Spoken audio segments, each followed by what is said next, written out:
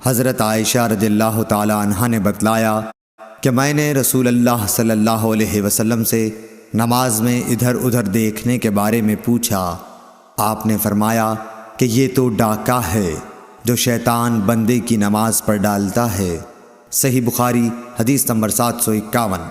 حضرت عائشہ رضی اللہ تعالی عنہا سے روایت ہے کہ نبی کریم صلی اللہ علیہ وسلم نے ایک دھاری دار چادر میں نماز پڑھی، پھر فرمایا کہ اس کے نقش و نگار نے مجھے غافل کر دیا، اسے لے جا کر ابو جہم کو واپس کر دو اور ان سے بجائے اس کے سادی چادر مانگ لاؤ۔ صحیح بخاری حدیث نمبر 752۔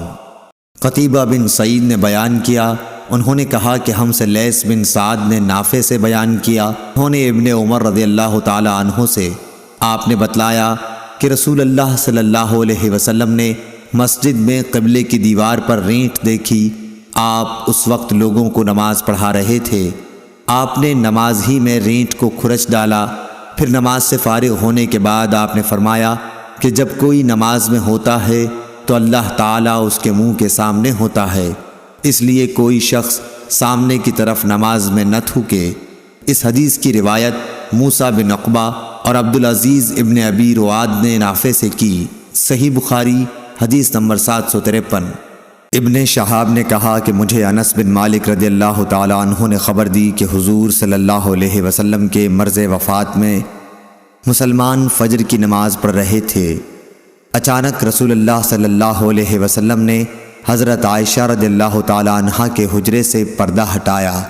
آپ نے صحابہ کو دیکھا، سب لوگ صفیں باندھے ہوئے تھے۔ آپ خوشی سے خوب کھل کر مسکرائے اور ابو بکر رضی اللہ تعالی عنہ نے آپ کو دیکھ کر پیچھے ہٹنا چاہا تاکہ صف میں مل جائیں۔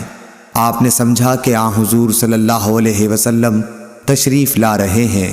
صحابہ آپ کو دیکھ کر خوشی سے اس قدر بے قرار ہوئے کہ گویا نماز ہی چھوڑ دیں گے، لیکن آن حضرت صلی اللہ علیہ وسلم نے اشارہ کیا کہ اپنی نماز پوری کر لو اور پردہ ڈال لیا۔ اسی دن چاشت کو آپ نے وفات پائی۔ صحیح بخاری حدیث نمبر 754۔ عبد الملک بن عمیر نے جابر بن سمرہ رضی اللہ تعالی عنہ سے بیان کیا، کہا کہ اہل کوفہ نے حضرت سعد بن ابی وقاص رضی اللہ تعالی عنہ کی حضرت عمر فاروق رضی اللہ تعالی عنہ سے شکایت کی، اس لیے حضرت عمر رضی اللہ تعالی عنہ نے ان کو علیحدہ کر کے حضرت عمار رضی اللہ تعالی عنہ کو کوفے کا حاکم بنایا، تو کوفے والوں نے سعد کے متعلق یہاں تک کہہ دیا کہ وہ تو اچھی طرح نماز بھی نہیں پڑھا سکتے۔ چنانچہ حضرت عمر رضی اللہ تعالی عنہ نے ان کو بلا بھیجا۔ آپ نے ان سے پوچھا کہ اے ابو اسحاق، ان کوفے والوں کا خیال ہے کہ تم اچھی طرح نماز نہیں پڑھا سکتے ہو۔ اس پر آپ نے جواب دیا کہ خدا کی قسم میں تو انہیں نبی کریم صلی اللہ علیہ وسلم ہی کی طرح نماز پڑھاتا تھا، اس میں کوتاہی نہیں کرتا۔ عشاء کی نماز پڑھاتا تو اس کی 2 پہلی رکعات میں قرأت لمبی کرتا اور دوسری 2 رکعتیں ہلکی پڑھاتا۔ حضرت عمر رضی اللہ تعالی عنہ نے فرمایا کہ اے ابو اسحاق، مجھ کو تم سے امید بھی یہی تھی۔ پھر آپ نے حضرت سعد رضی اللہ تعالی عنہ کے ساتھ ایک یا کئی آدمیوں کو کوفہ بھیجا۔ قاصد نے ہر مسجد میں جا کر ان کے متعلق پوچھا، سب نے آپ کی تعریف کی، لیکن جب مسجد بنی عبس میں گئے تو ایک شخص جس کا نام اسامہ بن قتادہ اور کنیت ابو سعدہ تھی کھڑا ہوا۔ اس نے کہا کہ جب آپ نے خدا کا واسطہ دے کر پوچھا ہے تو سنیے کہ سعد نہ فوج کے ساتھ خود جہاد کرتے تھے، نہ مال غنیمت کی تقسیم صحیح کرتے تھے، اور نہ فیصلے میں عدل و انصاف کرتے تھے۔ حضرت سعد رضی اللہ تعالی عنہ نے یہ سن کر فرمایا کہ خدا کی قسم میں تمہاری اس بات پر 3 دعائیں کرتا ہوں۔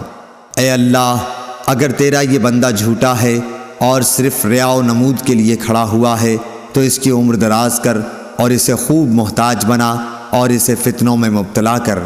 اس کے بعد وہ شخص اس درجہ بدحال ہوا کہ جب اس سے پوچھا جاتا تو کہتا، ایک بوڑھا پریشان حال ہوں، مجھے سعد رضی اللہ تعالی عنہ کی بد دعا لگ گئی۔ عبد الملک نے بیان کیا کہ میں نے اسے دیکھا، اس کی بھویں بڑھاپے کی وجہ سے آنکھوں پر آ گئی تھیں، لیکن اب بھی راستوں میں وہ لڑکیوں کو چھیڑتا۔ صحیح بخاری حدیث نمبر 755۔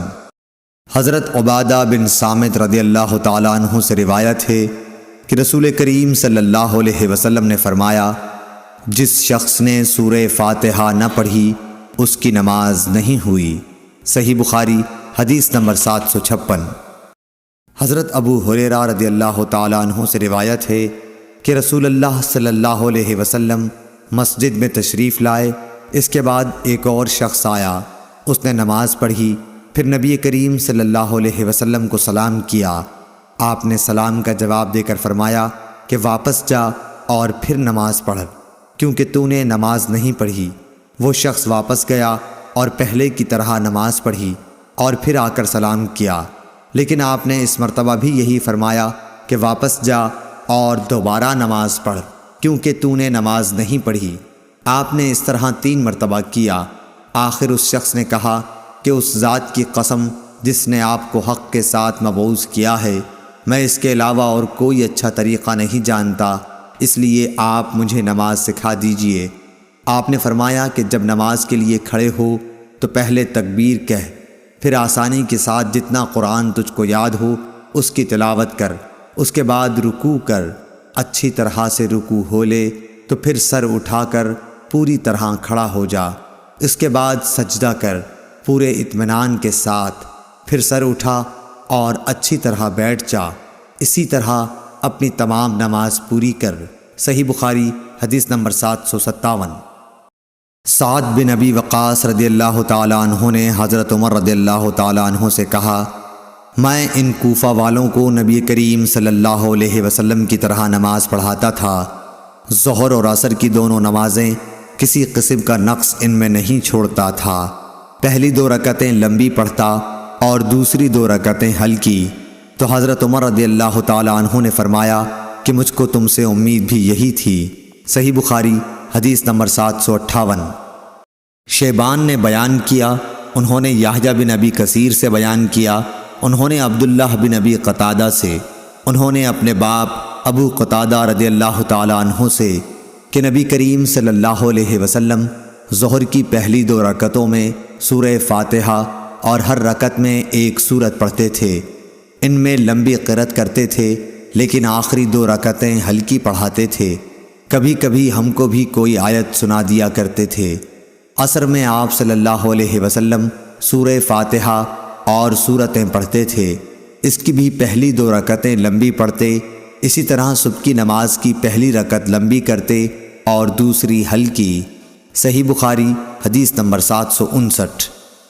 عمارہ بن عمیر نے بیان کیا ابو معمر عبداللہ بن مخبرہ سے، ہم نے خباب بن ارد سے پوچھا، کیا نبی کریم صلی اللہ علیہ وسلم ظہر اور عصر میں قرأت کیا کرتے تھے؟